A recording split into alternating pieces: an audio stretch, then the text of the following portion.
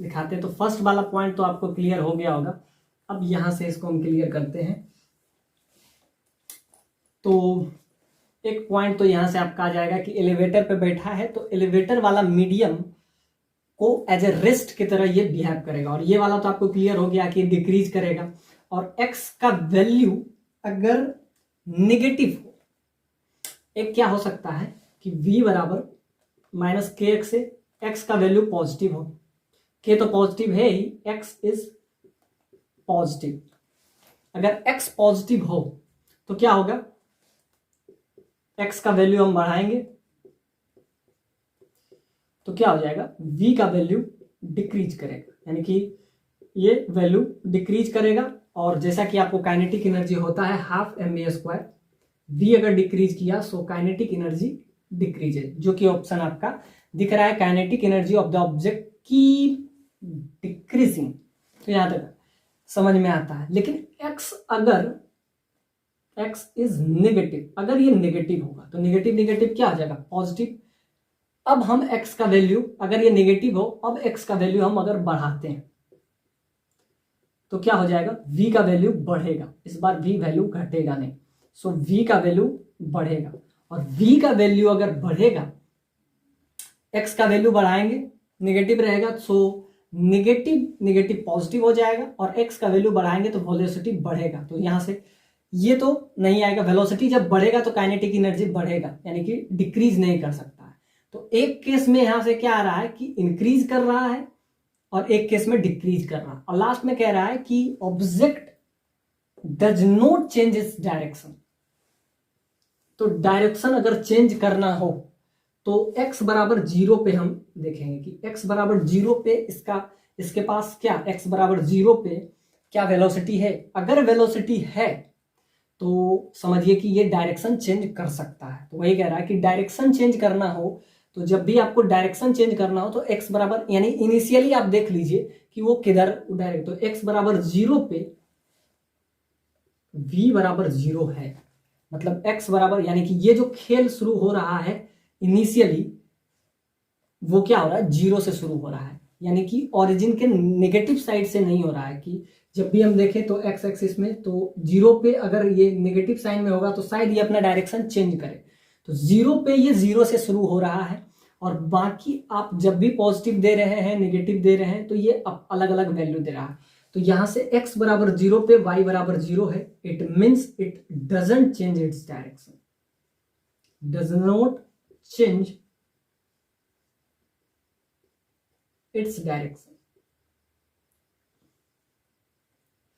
ये अपना डायरेक्शन नहीं चेंज करेगा, so the object can change its direction ना। तो यहां से क्या हो जाएगा, it does not change its direction. एक तो था कि काइनेटिक एनर्जी।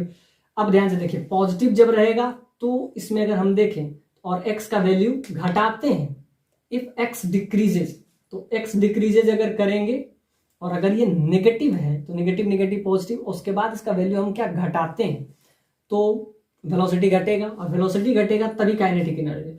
और ये अगर आपको चेक करना है कि क्या ये डायरेक्शन बदल सकता है, तो इसके लिए क्या करेंगे, x बराबर 0 पे चेक कीजिए। तो x बराबर 0 जब पुट करेंगे तो v का वैल्यू, यानी कि वेलोसिटी 0 है। तो वेलोसिटी अगर 0 है, x बराबर, यानी कि initially at t equal to 0, यानी कि इनिशियली ये क्या है, 0 से स्टार्ट हो रहा है, यानी इसका डायरेक्शन चेंज नहीं करने वाला है। तो यहां से आपका है, so object does not change direction, so Q is right option. और लास्ट में ये आपका C ऑप्शन है, जो कि आपसे क्या कह रहा है, इसका C ऑप्शन कि एक एलिवेटर है जिसमें हम क्या किए हैं, तो आप ऐसा समझिए कि ये आपका एलिवेटर है, इसमें एक मासलेस स्प्रिंग, यहां से हम क्या किए, एक मासलेस स्प्रिंग से एक ऑब्जेक्ट को इस टाइप से, जिसका मास m है, इस टाइप से हम क्या किए, हैंग करके रखे हैं।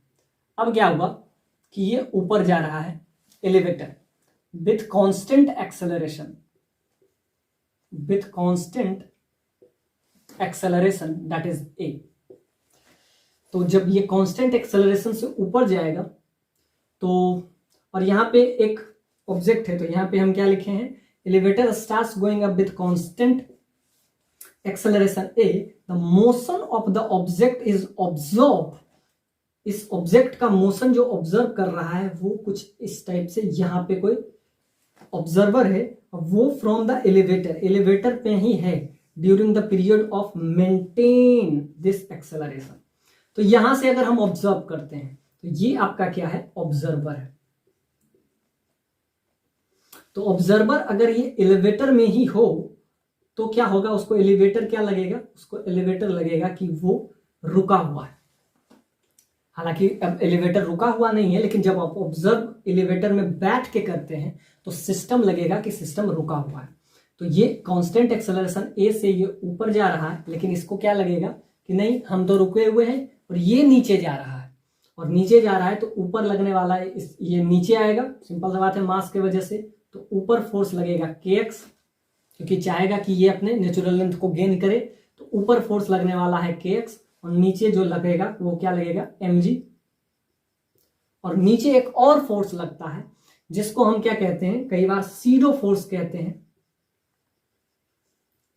SIDO force. तो सीडो फोर्स क्या होता है, हमेशा मतलब जिस डायरेक्शन में आप मूव कर रहे हैं उसके अपोजिट डायरेक्शन में लगता है। तो हालांकि सीडो फोर्स कोई फोर्स होता नहीं, इसलिए इसका नाम है सीडो फोर्स। इस ऑब्जर्वर को लगेगा कि हम तो रुके हुए हैं, अब जब हम और लगेगा कि हमारे ऊपर फोर्स लग रहा है, क्योंकि ये ऊपर जा रहा है तो इसके ऊपर फोर्स लगेगा वो कि नीचे लगेगा, अपोजिट डायरेक्शन में लगेगा। और कितना लगेगा, तो एक्सेलरेशन इस एलिवेटर का a और मास इसका, सो m इंटू ए फोर्स हमारे ऊपर लग रहा है वो नीचे के डायरेक्शन में लगेगा। ये इसको लगेगा कि एलिवेटर ऊपर नहीं जा रहा है, इसको लगेगा एलिवेटर रुका हुआ है और इस पे एक फोर्स लग रहा है, क्योंकि ये ऊपर जाएगा। तो जब ये ऊपर जा रहा होता है तो इस पे एक रेजिस्टिव फोर्स लग रहा है, ऊपर जाने से रोकता है, तो इस पे फोर्स नीचे लगता है, क्योंकि ये जाना ऊपर चाहता है। न्यूटन्स थर्ड लॉ की वजह से इस पे फोर्स किधर लगता है, अपोजिट डायरेक्शन में लगता है। तो जहां ये ऊपर रहा है और इस पे फोर्स नीचे के डायरेक्शन में लग रहा है, इसीलिए इस फोर्स का नाम बोलते हैं सीडो फोर्स। ये एक्चुअली में ये एग्जिस्ट करता नहीं है, लेकिन थ्योरी के हिसाब से ये हम काम करते हैं। तो इसको लगेगा कि ये एलिवेटर रुका हुआ है और जब ये गोइंग अप जा रहा है ए एक्सेलरेशन, तो इसको लगेगा कि ये ए से ऊपर नहीं जाएगा, हम तो रुके हुए हैं, हमारे ऊपर फोर्स लग रहा है। कितना फोर्स लग रहा है, मास ऑफ दिस ऑब्जेक्ट और एक्सेलरेशन ऑफ दिस एलिवेटर। तो जब भी सीडो फोर्स निकालना हो तो एक्सेलरेशन सिस्टम का लेते हैं और मास उस ऑब्जेक्ट का लेते हैं। तो इस ऑब्जेक्ट का मोशन को हम क्या कर रहे हैं, वॉच आउट कर रहे हैं, कहां बैठ के, एलिवेटर में। ताकि ये एक्सेलरेशन मेंटेन रहे। तो ऊपर लगने वाला फोर्स, क्योंकि mg नीचे लग रहा है, तो ऊपर क्या लगेगा, kx, और नीचे लगेगा एक तो mg, अगर ये रुका हुआ होता। लेकिन एक सीडो फोर्स लगता है और सीडो फोर्स हमेशा अपोजिट डायरेक्शन में, जब वो ऊपर जा रहा होता है तो सीडो फोर्स नीचे के डायरेक्शन में लगेगा। और वो कितना लगेगा, मास इस ऑब्जेक्ट का और एक्सेलरेशन वो सिस्टम का। तो यहां से आपका क्या आ जाएगा, एक्सेलरेशन का आप वैल्यू निकाल सकते हैं। सो kx, तो यहां से मास से आप यहां से ए का वैल्यू आप निकाल सकते हैं। तो वही कह रहा है कि ये जो एक्सेलरेशन होगा तो इसका सिस्टम क्या हो जाएगा, -mg that is equal to ma। तो या तो यहां से x का वैल्यू यही पूछ रहा है आपसे क्या होगा, तो इसका इक्वेशन कुछ ऐसा आएगा, kx जो कि ऊपर लगने वाला फोर्स है, mg जो कि नीचे हमेशा की तरह लगता है, और यहाँ पे ये। तो इसका क्या हो जाएगा, यहां से अगर देखें तो यहां से आपका वैल्यू क्या आ जाएगा, तो यहां से आपका वैल्यू आ जाएगा kx that is equal to mg plus ma, m common लेंगे तो a plus g that is equal to kx। तो यहां से आपका क्या कह रहा है, क्या ये SHM एग्जीक्यूट करेगा, तो फोर्स, तो यहां से अगर हम निकालें तो ये भी कुछ ना कुछ फोर्स ही है। तो force, restoring force that is equal to, ये अगर फोर्स ले लें तो जो अगर ये SHM होगा तो कैसा होगा, F बराबर -kx इंटू एक्स के टर्म में हो। तो यहां से अगर हम देखें तो निगेटिव साइन में कुछ आ रहा है, force that is equal to acceleration into something constant, जो कि आपको दिख रहा है कि एक्स के फॉर्म में है तो, लेकिन निगेटिव साइन ऐसा कुछ नहीं दिख रहा है।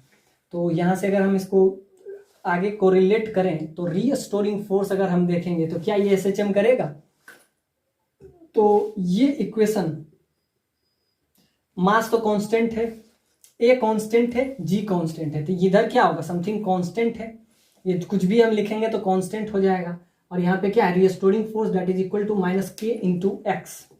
तो जैसा कि हम देखते हैं एसएचएम में restoring force that is equal to minus K into X, तो इस टाइप से होता है।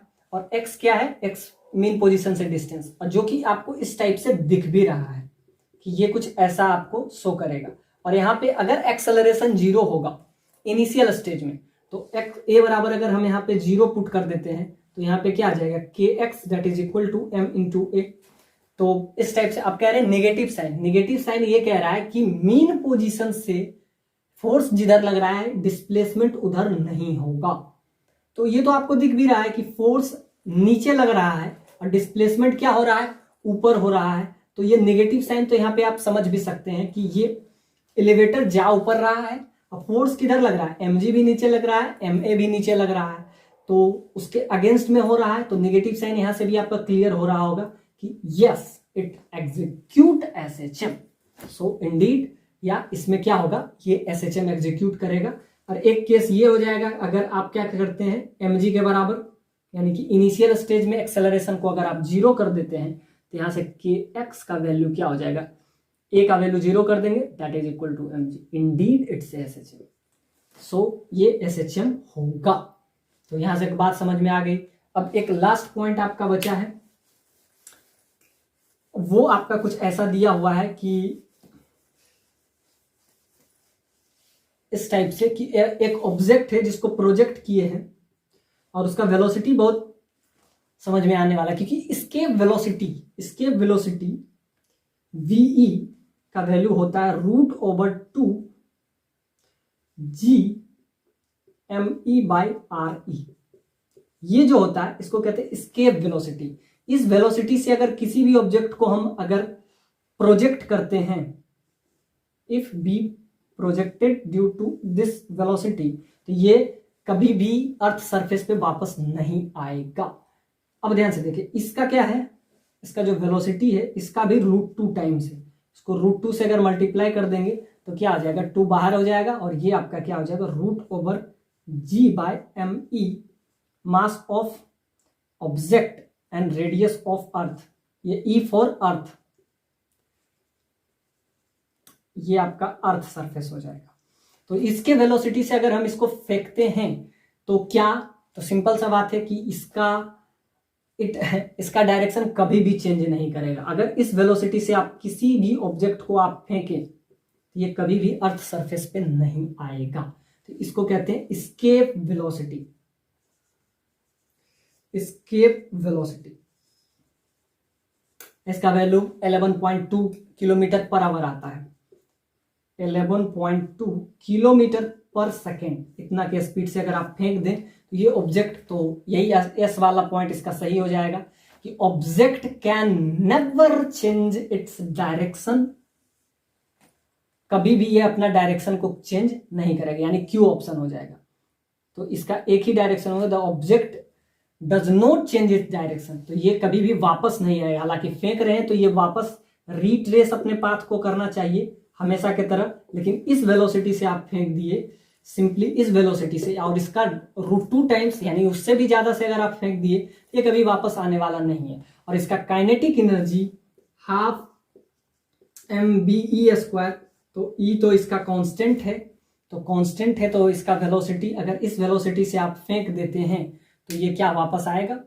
बिल्कुल नहीं, ये वापस ही नहीं आएगा। तो काइनेटिक एनर्जी क्या करेगा? Keep decreasing. क्या? V का वैल्यू इस वेलोसिटी से ये पार कर जाएगा और लास्ट में इसका वेलोसिटी क्या होगा? डिक्रीज करेगा। इससे ज्यादा के लास्ट में इसका वेलोसिटी क्या होगा? डिक्रीज, अर्थ सरफेस के बाहर चला जाएगा। और कह रहा है कि neglect the force by other object, क्योंकि अदर ऑब्जेक्ट भी तो फोर्स लगाएगा, तो उसको आप नेग्लेक्ट कर दीजिए, ये आपको गिवन है। तो क्या हो जाएगा, सबसे पहले डायरेक्शन तो ये कभी चेंज नहीं करने वाला, वापस तो नहीं आने वाला। दूसरा काइनेटिक एनर्जी इसका क्या होगा, डिक्रीज करता है हमेशा। जब भी ऊपर आप फेंकते हैं तो उसका काइनेटिक एनर्जी वेलोसिटी डिक्रीज करेगा, और वो भी continuously keeps on decreasing. So it's good problem which is asked in JEE 2007